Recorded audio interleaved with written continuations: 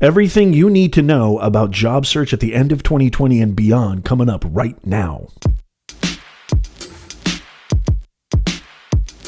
How's it going, Nez Nation? Thank you so much for joining me. I'm going to jump into the information here about what you need to do at the end of Q4 and even beyond of 2020 so you can maximize your results, get the job that you want. And this is going to be tactical. This is going to be very detailed. I've been doing this for a very, very long time. Make sure you stick around to the end because I've got unbelievable value and tips coming your way. A lot of people are talking about how at the end of Q4, a lot of companies and organizations are slowing their hiring down and they're changing things up. And this is a mindset that is being adopted by a lot of professionals. I even see a lot of so-called career experts giving this advice as well. Well, let me tell you something. What I'm going to tell you right now is going to transcend all of that. And I'm here to tell you the truth. Even though we are experiencing one of the largest global pandemics as of this recording, and it has, without a shadow of doubt, disrupted pretty much everything. The survivors, the businesses, the companies, the organizations, the economies, life itself, they need to go on. They need to keep, doing what they're doing. And so what does that mean for you? I'm going to give you a checklist. I'm going to give you the master checklist, and I'm going to get into that in a second. But I want to start with this. You have to really understand that no matter what's going on in the world, no matter what's happening, I don't care how dangerous, life-threatening, I don't care how disruptive, I don't care how challenging the times are that we're facing. It's all dependent upon your own volition, your own attitude, your own ability to understand that I need to go after it myself. Nobody is going to give it to you. I want to tell you a really quick story. During the very first financial collapse many, many years ago, I was looking for teaching positions at universities. All of my colleagues kept complaining and giving up and giving me excuses. I used to communicate with them, and God bless them. A lot of them, I'm not judging them, but I did notice there was a common denominator. A lot of them kept complaining. Nobody's hiring right now. The economy's in a downfall. It's a huge, huge ordeal. There's a huge collapse. Markets all over are failing. Nobody's hiring. All I heard was excuses. Well, let me tell you something, folks. I was able to accrue not only one teaching position, but multiple teaching positions to provide for myself and my family. Why? Because I didn't allow that to impede me. I didn't allow the external things that were going on to impede me. I don't care how amazing your accolades are. I don't care how amazing you've got 4 or 5 degrees. I don't care if you've worked at the biggest companies in the world. If you don't go after it, if you don't actually put in the time, the energy, and it really doesn't take that much effort and hard work now with technology. I mean, back in my day, we're talking years ago, we didn't have the technology that we have now where you can apply and scale. You can connect at scale using LinkedIn. We didn't have these technologies. You do. And so I want to just, use myself as an example. I was able to get jobs. I was able to get gigs. I was able to provide for my family. Why? Because I didn't sit back and wonder, well, maybe I should just wait until this thing passes. Or you know what? I didn't get a few responses, or I got a couple of rejections. That must be indicative of the market. Absolutely not. I'm going to give you the checklist right now, but I want to say this first. No matter how great your resume, your LinkedIn, your accolades, your accomplishments, it's all dependent on your go-getterness. It's all dependent on your own persistence of going after things and not accepting no for an answer. If you don't have that, stop watching this or listening to this right now and go somewhere else, because the rest of this stuff I'm going to share with you is going to have no bearing. Okay? All right, let's jump right into it. So here's the master checklist that you need for the end of 2020 and even beyond. This is going to have a huge impact on your career, relevancy, job search, promotional ability, making yourself an asset to the marketplace. I'm going to give you the ultimate checklist right now. The first thing that you need to do is you need to make sure that you have a very strong, modern resume. Okay, your resume needs to be modern. Your resume needs to be updated. I know a lot of you guys, you think you can kind of do it on your own. You think that what you used 5, 4, even 3, 2 years ago will pass today. I'm here to tell you it won't. There is a whole slew of new gatekeepers. There's a whole brand new methodology for assessing, analyzing, and before your resume even gets to human eyes, now there's AI, artificial intelligence, and digital scanners that get in the way and scan your resume for very specific things, and you need to modernize your resume. And just a few tips on that I want to just share with you. And I have a ton of videos I'll leave in the description. I have an entire playlist on, career advice, career tips, interview, LinkedIn. I'll leave that in the description down below, or just go to youtube.com/Professor Nez. You'll find everything there. Just go to my YouTube channel. And so I want to give you a few real kind of essential tips when it comes to resume. Number one, make sure that it's concise. And this goes for really everything. I mean, even the interview, even your personal brand, even your LinkedIn. Nobody has time anymore to read 5-page, 4-page, 6-page, 10-page resumes and CVs. Only give them the best of the best. The rest you can speak to in the interview. What are your top accomplishments? What is it that makes you unforgettable? What is it that makes you someone that nobody can pass up? You need to grab their attention immediately. You need to have a resume that's easy to scan, easy to read, and concise. Another thing that I want to mention, and this actually translates to everything else I'm going to mention too about LinkedIn and your personal brand, is to make sure that you are making it about them and not only about you. If all you're talking about is what you're great at, if all you're talking about is what achievements you've had and what responsibilities you've undertaken in the past, and it doesn't relate to the audience, aka the company, the organization, you're lost. So you need to have a conveyance that makes it seem like, hey, I'm there to solve your problem. I'm not here for me. I'm here to solve your problem. The biggest mistake I see job seekers and job candidates make is they use this word I a lot. I'm good at this. I'm good at that. I can do that. I can, achieve this. I've done that. Get that out of your language. Get that out of your verbiage. You need to make it about them.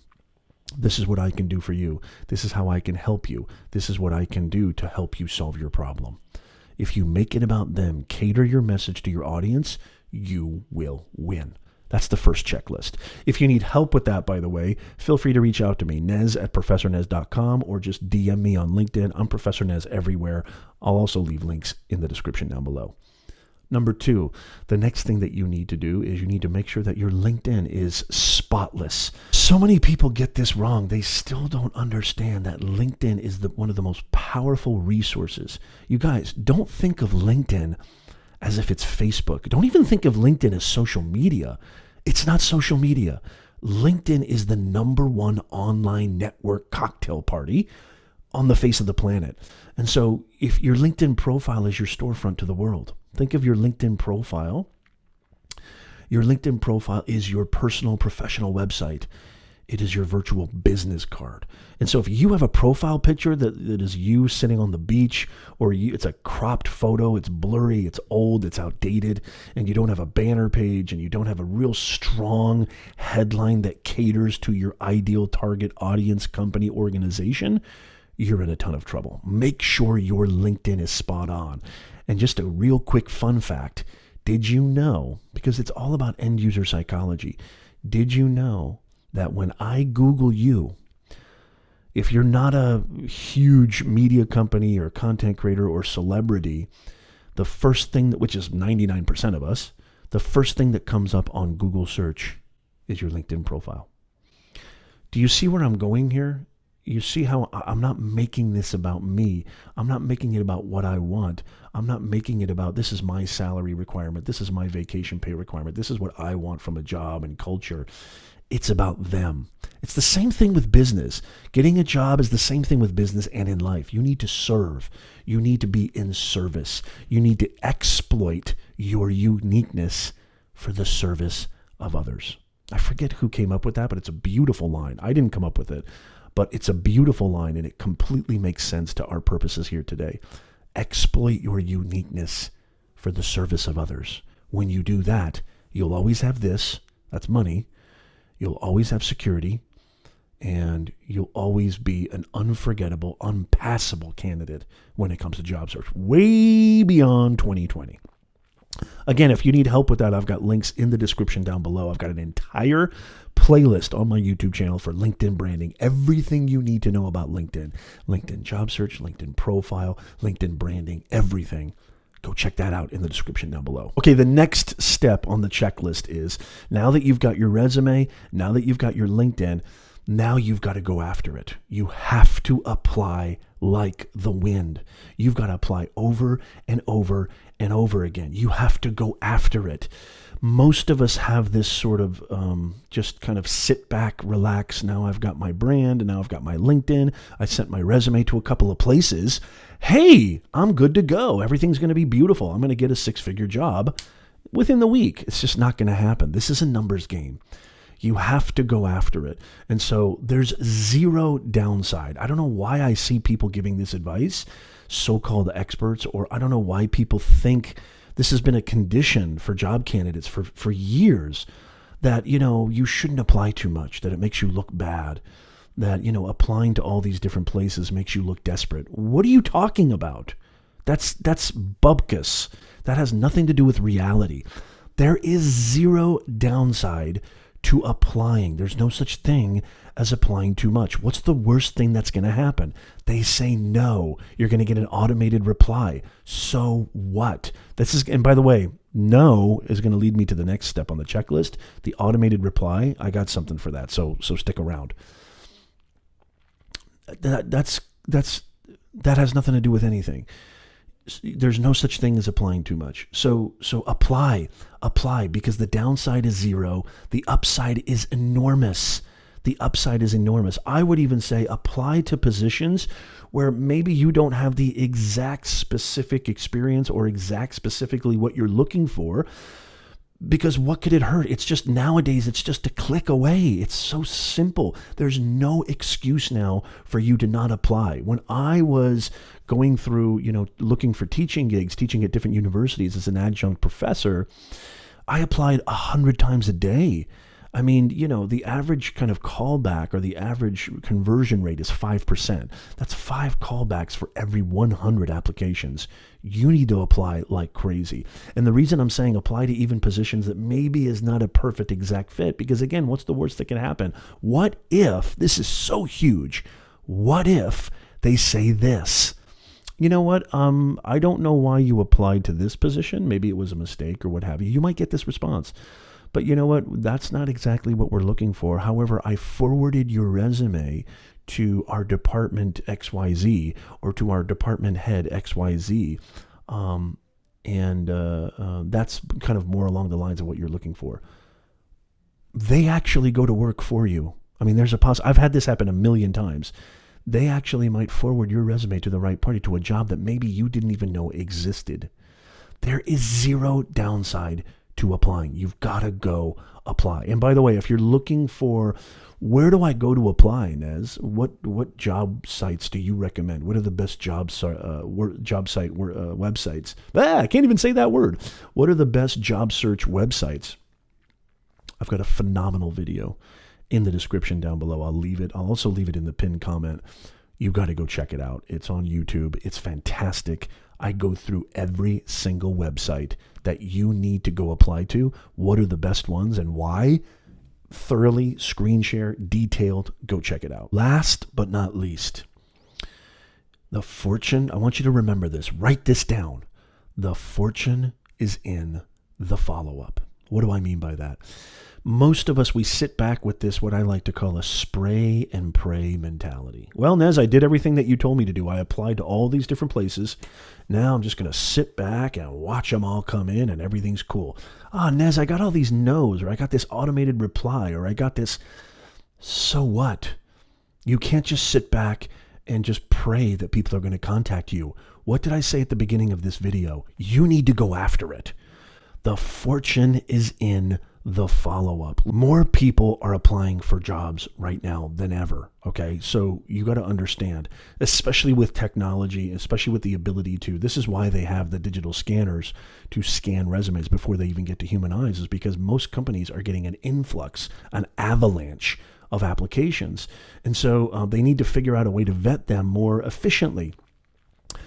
So you got to understand, if you get an automated reply or if you get a no, that is not the end of the world. Or if you don't hear back from them, even more so, if you don't hear back from them in a week, 2 weeks, even a month, it doesn't mean anything. Don't take it personal. You're taking it too personal.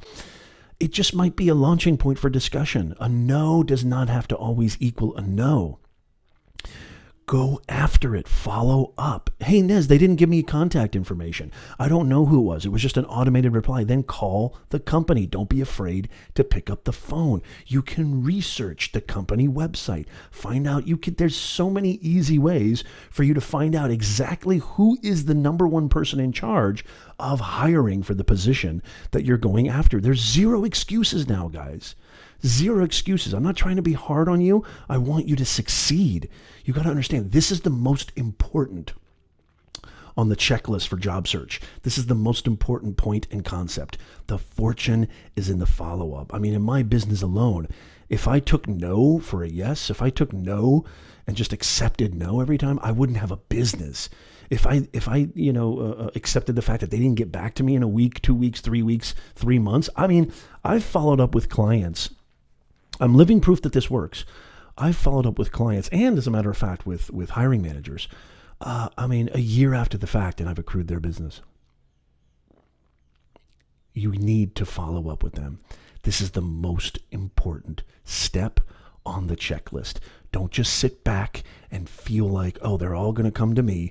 Don't just sit back and say to yourself, well, if they didn't come to me, that means they didn't like me. You got to change your mindset. Your interpretation of this is completely off base. The fortune is in the follow-up. Find a contact. Even if you have to put boots on the ground, even if you have to show up to the actual office building, talk to the secretary, talk to somebody, anybody. How bad do you want this? Are you sick and tired of being broke? Are you sick and tired of searching for jobs? Are you sick and tired of interviews that didn't go well? Are you sick and tired of working at the job that you're at right now? Are you tired of not making the money you deserve? How bad do you want this? You got to go after it. As I said before, I've got a ton of links in the description down below. I hope to God that you got a ton of value from this video. If you're interested in learning more about how I can make more money online, earn extra money online, help myself, advance my career, grow, start, maybe scale an online business, you definitely want to subscribe to this channel, because I am bringing brain-busting content every single week, 2-3 times a week, videos that are absolutely going to blow your mind and give you amazing help, amazing transformation, helping you to chart your course to freedom, do what you love, and make a lot of money doing it. We're living in the golden age of opportunity, so you want to make sure you want to subscribe down below. And if you got value from this video, I would really, really appreciate it if you could hit that like button down below. Why? Well, because it tells me that you're getting a lot out of this, but also, just to be transparent, it helps us with the YouTube algorithm. Thank you so much for watching this video. Go check out these other videos over here. Go check out these other videos. They're monumental and they're going to help you. And I'll see you over there right now. Go check them out.